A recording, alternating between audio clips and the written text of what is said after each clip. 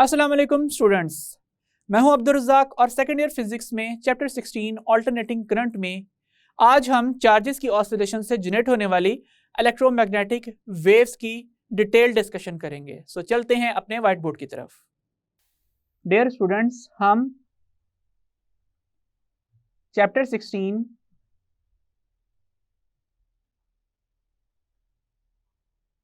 Alternating current में आज topic start करने जा रहे हैं इलेक्ट्रोमैग्नेटिक वेव्स का। अपने आज के इस टॉपिक का स्टार्ट हम इस क्वेश्चन से करते हैं कि what is the nature of light. Light की नेचर क्या है? इस क्वेश्चन का आंसर सबसे पहले आइजैक न्यूटन ने किया और न्यूटन ने एक थ्योरी प्रपोज की जिसका नाम है Newton's corpuscular theory of light. ये थ्योरी आइजैक न्यूटन ने 1672 के अराउंड प्रपोज की। इस थ्योरी के मुताबिक कोई भी लाइट इमिटिंग सोर्स लाइट के टाइनी पैकेट्स या पार्टिकल्स इमिट करता है और उन पार्टिकल्स का मास भी होता है। सो इस थ्योरी की फेलियर की वजह यह बनी कि ये रिफ्लेक्शन, रिफ्रैक्शन, डाइफ्रैक्शन और इंटरफेरेंस को एक्सप्लेन करने में नाकाम रही। और इसके अलावा अगर इस बात को सच मान लिया जाए तो फिर जो चीज़ लाइट इमिट कर रही है उसका मास डिक्रीज कर जाना चाहिए, लेकिन ऐसा नहीं होता। इसलिए ये बात रद्द कर दी गई कि न्यूटन्स कॉर्पस्कुलर थ्योरी के मुताबिक जो लाइट की पार्टिकल नेचर है वो ट्रू है। उसके बाद नेक्स्ट थ्योरी है Huygens wave theory of light.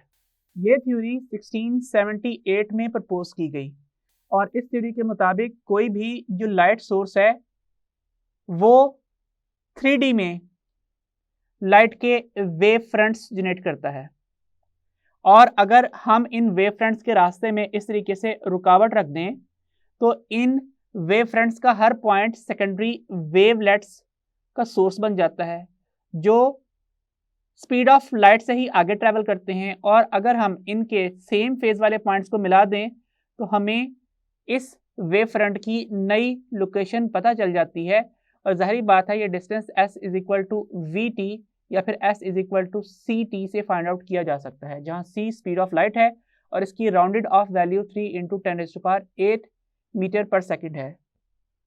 इस थ्योरी के मुताबिक क्योंकि लाइट को वेव नेचर असाइन की गई और further Young's double slit experiment और न्यूटन्स रिंग के एक्सपेरिमेंट्स की मदद से ये बात प्रूव भी हो गई कि लाइट रिफ्लेक्ट करती है, रिफ्रैक्ट करती है, डाइफ्रैक्ट करती है और इंटरफेयर करती है। सो इस वजह से हाइगन्स वेव थ्योरी को एक्सेप्ट कर लिया गया। लेकिन जिस वक्त हाइगन ने ये वेव थ्योरी प्रपोज की थी उस वक्त इलेक्ट्रोमैग्नेटिक वेव्स का कंसेप्ट नहीं था। हाइगन्स की थ्योरी के मुताबिक लाइट एक मैकेनिकल वेव थी और मैकेनिकल वेव को मीडियम रिक्वायर्ड होता है, मीडियम के बगैर ये ट्रैवल नहीं कर सकती। तो इसके लिए 400 BC के अंदर एक थ्योरी जिसके मुताबिक जो स्पेस है जिसने हमारी अर्थ को सराउंड किया हुआ है और इसके अलावा डिफरेंट जो एस्ट्रोनॉमिकल ऑब्जेक्ट्स हैं जैसे सन, स्टार्स, मून और अदर प्लैनेट्स वगैरह, उनके गिर्द एक हाइपोथेटिकल मीडियम मौजूद है जिसे ईथर का नाम दिया गया, जिसे दोनों तरह से लिख लिया जाता है। सूरज से आने वाली लाइट या स्टार से आने वाली लाइट को एक्सप्लेन करने के लिए कि वो प्रोपेगेट करके आई हैं तो स्पेस में कोई मीडियम मौजूद होगा।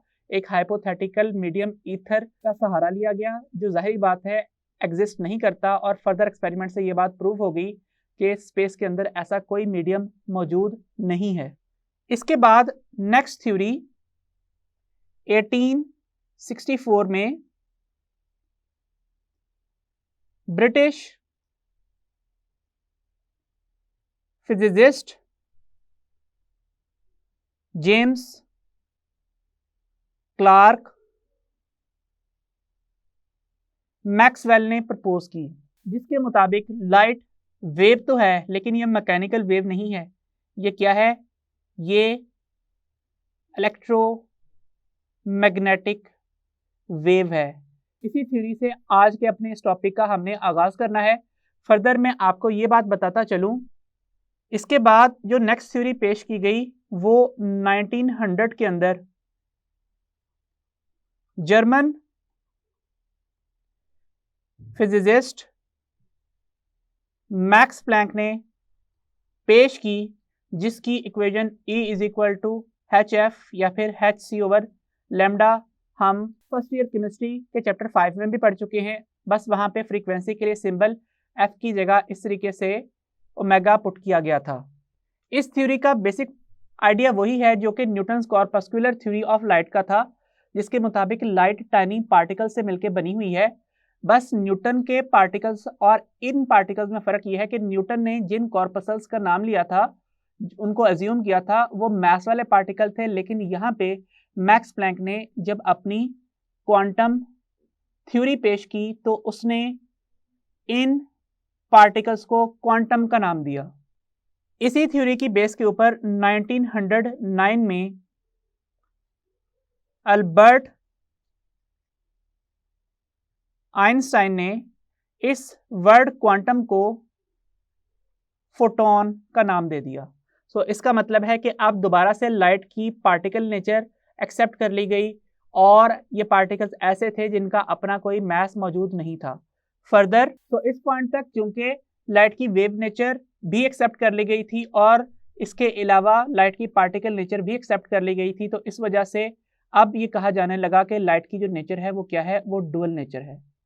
इसके बाद एक और साइंटिस्ट है जिसने 1923 में डुअल नेचर ऑफ मैटर की बात कर दी। इस साइंटिस्ट का नाम है डी ब्रोगली। इसके मुताबिक अगर लाइट वेव के साथ साथ पार्टिकल भी है तो एक पार्टिकल मैस के साथ साथ वेव नेचर भी रखता है। सो बहरहाल हमने यहाँ पे जो टॉपिक अपना स्टार्ट करना है वो जेम्स क्लार्क मैक्सवेल की थ्योरी के ऊपर करना है। सो हम यहाँ पे जेम्स क्लार्क मैक्सवेल के नाम को मेंशन कर देते हैं। जैसे कि हम डिस्कस कर चुके हैं कि मैक्सवेल ने सबसे पहले इलेक्ट्रोमैग्नेटिक वेव थ्योरी प्रपोज की।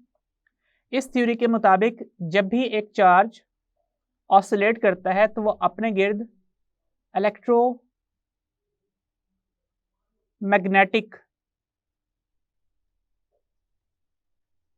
फील्ड बनाता है जो कि प्रोग्रेसिव है और स्पेस में ट्रैवल करती है, प्रोपेगेट करती है। किस स्पीड से? with speed equal to speed of light that has rounded off value of 3 into 10⁸ metre पर सेकेंड। इन ऑसिलेशन से होता क्या है? इन ऑसिलेशन से ये होता है कि चेंजिंग इलेक्ट्रिक फील्ड जनरेट होती है, और जब चेंजिंग इलेक्ट्रिक फील्ड जनरेट होती है तो इससे क्या होता है? इससे चेंजिंग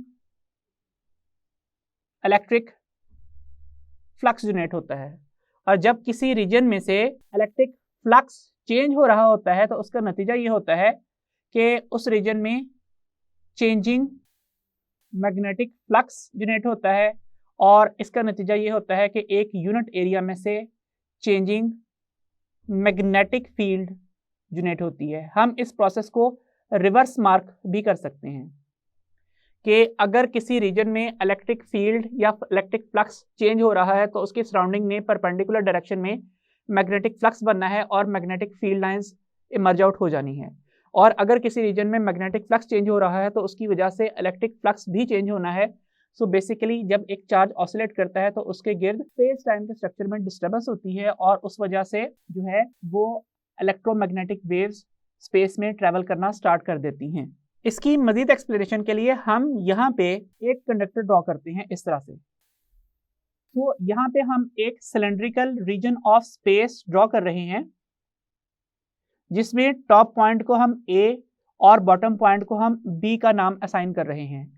अगर इस रीजन में चार्जेस ऑसिलेट कर रहे हों इस तरीके से कि यहाँ पे इसके टॉप के ऊपर पॉजिटिव चार्जेस आ जाएं और बॉटम सरफेस के ऊपर नेगेटिव चार्जेस आ जाएं और ये अपनी ऑसिलेशन जारी रखें, दैट मीन्स इन चार्जेस की अपवर्ड मोशन और इन चार्जेस की डाउनवर्ड मोशन हो, इसके बाद ये वापस अपवर्ड आ जाएं और जो दूसरे चार्जेस हैं वो वापस डाउनवर्ड आ जाएं। तो इस तरीके से अगर इनकी ऑसिलेशन जारी रहती है तो इसका नतीजा क्या होता है कि इनकी सराउंडिंग्स में जो स्पेस टाइम का 4 डायमेंशनल स्ट्रक्चर मौजूद है,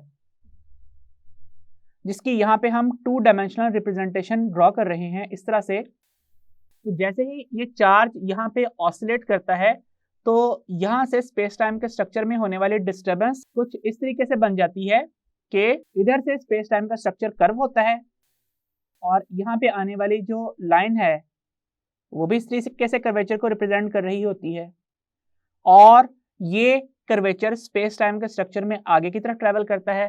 किस तरीके से कि अगर ये वही स्पेस टाइम स्ट्रक्चर की शीट है, 2 डायमेंशनल व्यू है, तो ये जो कर्वेचर है ये अब अपने इनिशियल पॉइंट से थोड़ा सा आगे आ चुका होता है और इसके पिछले पॉइंट के ऊपर फिर अपवर्ड ऑसिलेशन इस तरीके से बन जाती है। सो इसका नतीजा क्या होता है कि यहाँ पे आती हुई जो लाइंस हैं वो ऊपर की तरफ बेंड करके इस तरह से गुजरती हैं और यहाँ पे आती हुई लाइंस जो हैं वो इस तरीके से डाउनवर्ड बेंड करती हुई गुजरती हैं। बाकी लाइंस को हम यहाँ पे सिंपली स्ट्रेट ड्रॉ होता हुआ रिप्रेजेंट कर देते हैं। फर्दर ये डिस्टर्बेंस जब स्पेस में ट्रेवल करेगी आगे तो क्या शेप बन जाएगी कि अगर ये वो स्ट्रक्चर है तो यहाँ पे जो डिस्टर्बेंस बन रही है इस तरह से, तो इस तरह से ट्रेवल कर रही होगी। तो यहाँ पे इलेक्ट्रिक फील्ड वेक्टर कभी अपवर्ड अपनी मीन पोजीशन से और कभी डाउनवर्ड बनता है, फिर अपवर्ड बनता है और फिर डाउनवर्ड बनता है। दैट मीन्स स्पेस में इलेक्ट्रिक कंपोनेंट की वेरिएशन सेट अप हो जाती है और जब भी स्पेस में किसी रीजन के ऊपर इलेक्ट्रिक फील्ड की वेरिएशन इस तरीके से सेटअप हो जाए तो उसके परपेंडिकुलर डायरेक्शन में ऑटोमेटिकली मैग्नेटिक फील्ड की ऑसिलेशंस भी सेटअप हो जाती हैं इस तरह से। तो अगर यहाँ पे ये इलेक्ट्रिक कंपोनेंट रिप्रेजेंटेड है तो ये है मैग्नेटिक कंपोनेंट की रिप्रेजेंटेशन इस तरीके से और यहाँ पे वेलोसिटी इस डायरेक्शन में है। डियर स्टूडेंट्स, अगर हम यहाँ पे जहाँ पे स्पेस टाइम का स्ट्रक्चर ऑसिलेट कर रहा है मैग्नेटिक फील्ड की ऑसिलेशन रिप्रेजेंट करना चाहें तो उसके लिए हमें बिल्कुल ही इस रीजन ऑफ स्पेस में से परपेंडिकुलरली पास करती हुई एक शीट इस तरह से ड्रॉ करनी पड़ेगी। इन दोनों शीट्स के दरमियान में ये बनने वाला एंगल क्या होगा, ये होगा 90 डिग्री। सो अगर इस शीट को हम आइसोलेटेडली रिप्रेजेंट करना चाहें तो ये शीट किस तरह से ड्रॉ होगी, ये शीट इस तरह से ड्रॉ की जाएगी और यहाँ पे जो मैग्नेटिक फील्ड है वो यहाँ पे बोर्ड से बाहर और यहाँ पे अंदर की तरफ जा रही है, फिर बाहर जा रही है और फिर अंदर की तरफ जा रही है। तो इसका नतीजा क्या होगा कि यहाँ पे जो हमें लाइंस ड्रॉ करनी पड़ेंगी वो इस तरह से ड्रॉ करनी पड़ेंगी कि ये मैग्नेटिक फील्ड लाइंस यहाँ से बोर्ड से बाहर आ रही हैं और यहाँ से बोर्ड से अंदर की तरफ जा रही हैं। तो इस तरीके से यहाँ पे जो मैग्नेटिक फील्ड की ऑसिलेशंस हैं वो सेटअप हो जाएगी और वो ऑसिलेशंस इलेक्ट्रिक फील्ड की ऑसिलेशंस के परपेंडिकुलर होंगी। परपेंडिकुलर के लिए ऑर्थोगोनल का वर्ड भी यूज होता है, तो हम ये भी कह सकते हैं कि electric and magnetic fields are mutually perpendicular और electric and magnetic fields are mutually orthogonal. That means ये मेन पॉइंट से इस तरफ है, ये मेन पॉइंट से उस तरफ है। तो स्पेस टाइम के स्ट्रक्चर में दो डिफरेंट टाइप्स की ऑसिलेशन सेटअप होती हैं जो एक दूसरे के परपेंडिकुलर होती हैं और इससे इलेक्ट्रोमैग्नेटिक वेव जनरेट होती है। क्योंकि इलेक्ट्रोमैग्नेटिक वेव्स में इलेक्ट्रिक और मैग्नेटिक फील्ड्स में जनरेटेड ऑसिलेशंस बार बार खुद को रिपीट करती हैं, ये ऑसिलेशंस ऐसे ही आगे स्पेस में ट्रेवल करती चली जाती हैं। इस वजह से हम इलेक्ट्रोमैग्नेटिक वेव्स को पीरियोडिक वेव्स भी कहते हैं। अब इस इलेक्ट्रोमैग्नेटिक वेव में इलेक्ट्रिक फील्ड वेक्टर और मैग्नेटिक फील्ड वेक्टर को एक दूसरे से परपेंडिकुलर रिप्रेजेंट करने के लिए बुक में क्या किया गया है, इस तरह से एक शीट ड्रॉ की गई है जिसमें कट करते हुए यहाँ से इलेक्ट्रिक फील्ड वेक्टर और मैग्नेटिक फील्ड वेक्टर पास कर रहा है। डियर स्टूडेंट्स, अब अगर हम स्पेस टाइम के स्ट्रक्चर जहाँ पे ये इलेक्ट्रिक और मैग्नेटिक फील्ड की ऑसिलेशन जारी हैं, यहाँ पे एक पॉजिटिव चार्ज प्लेस कर दें, जाहिर बात है यहाँ पे या यहाँ पे ड्रॉ करें तो एक ही बात है कि इसमें हम इलेक्ट्रिक फील्ड की ऑसिलेशंस रिप्रेजेंट कर रहे हैं और यहाँ पे मैग्नेटिक फील्ड की ऑसिलेशंस हैं जो एक दूसरे के परपेंडिकुलर हैं। सो अगर हम यहाँ पे कोई चार्ज प्लेस कर देते हैं तो उसके ऊपर एक्ट करने वाली नेट फोर्स कितनी है, वो 0 है। वेक्टर फॉर्म में रिप्रेजेंट करें तो उसका मैग्नीट्यूड नल वेक्टर के इक्वल है। और हमें ये बात पता है कि जब किसी पॉइंट चार्ज के ऊपर दो फील्ड्स इकट्ठी फोर्सेस एक्सर्ट कर रही हों तो इस सूरत में आने वाली जो नेट फोर्स है उसे हम लॉरेंट्ज फोर्स का नाम देते हैं और वो इलेक्ट्रिक फोर्स और मैग्नेटिक फोर्स का वेक्टर सम होती है और इस केस में उसका आंसर नल वेक्टर है। डियर स्टूडेंट्स, अगर हम इस इक्वेशन को इस तरह से लिख लें, F E plus F B vectors are equal to null vector, so fe vector will be equal to minus fb vector। Dear students, हम ये बात जानते हैं कि fe किसके इक्वल होता है, ये होता है qe के इक्वल, और fb किसके इक्वल होता है, ये होता है qv क्रॉस b के इक्वल। सो अब अगर ये सब्स्टिट्यूशन कर ली जाए इस इक्वेशन के अंदर, तो ये इक्वेशन क्या बन जाती है, ये बन जाती है qe is equal to Q V cross B, और यहाँ पे मौजूद है नेगेटिव साइन, क्यू से कैंसिल आउट हो जाता है और इलेक्ट्रिक फील्ड का component minus V cross B के इक्वल होता है। सो डियर स्टूडेंट्स, यहाँ से हम ये बात पता लगा सकते हैं कि अगर कोई इलेक्ट्रोमैग्नेटिक वेव इस तरफ प्रोपेगेट कर रही है विद वेलोसिटी v और ये उसका इलेक्ट्रिक कंपोनेंट है, तो उसका मैग्नेटिक कंपोनेंट यहाँ पे बोर्ड से बाहर और यहाँ पे बोर्ड से अंदर की तरफ ही रिप्रेजेंट किया जाएगा। दैट मीन्स ये इलेक्ट्रिक कंपोनेंट है और ये है बोर्ड से बाहर आता हुआ मैग्नेटिक कंपोनेंट। इन दोनों के दरमियान में एंगल कितना है, ये एंगल 90 डिग्री है। लेकिन अगर अब हम अपनी डायरेक्शन एज्यूम कर लेंगे, ये एक्स डायरेक्शन है, ये वाई डायरेक्शन है और ये जेड डायरेक्शन है, तो अगर हम इस इक्वेशन का डायरेक्शनल फार्मूला बनाएं तो वो डायरेक्शनल फार्मूला क्या होगा, वो होगा E unit vector is equal to minus V unit vector cross B unit vector. अब वेलोसिटी की डायरेक्शन एक्स एक्सिस की तरफ है तो वहां पे आई हैट लिख लीजिए, और मैग्नेटिक फील्ड टुवर्ड्स अस है तो उसके लिए प्लस के लिख लीजिए। अब हम ये बात जानते हैं कि यहाँ पे शॉर्टकट मेथड ये है कि हम आई, जे और के के अंदर अगर आई और के को मल्टीप्लाई करें तो माइनस जे आंसर आता है, तो यहाँ पे माइनस ऑफ माइनस जे बनेगा, तो आंसर क्या आ जाएगा, प्लस जे। तो क्या इलेक्ट्रिक फील्ड प्लस जे डायरेक्शन में नहीं बनी हुई, बिल्कुल बनी हुई है। तो इसका मतलब है जब इलेक्ट्रिक फील्ड अपवर्ड मौजूद होगी तो मैग्नेटिक फील्ड का कंपोनेंट जो है वो out of the plane of paper बन रहा होगा। अब हम फर्दर डिस्कस कर लेते हैं यहाँ पे spectrum of electromagnetic waves. Spectrum से मुराद है grouping depending upon frequency and wavelength of a wave.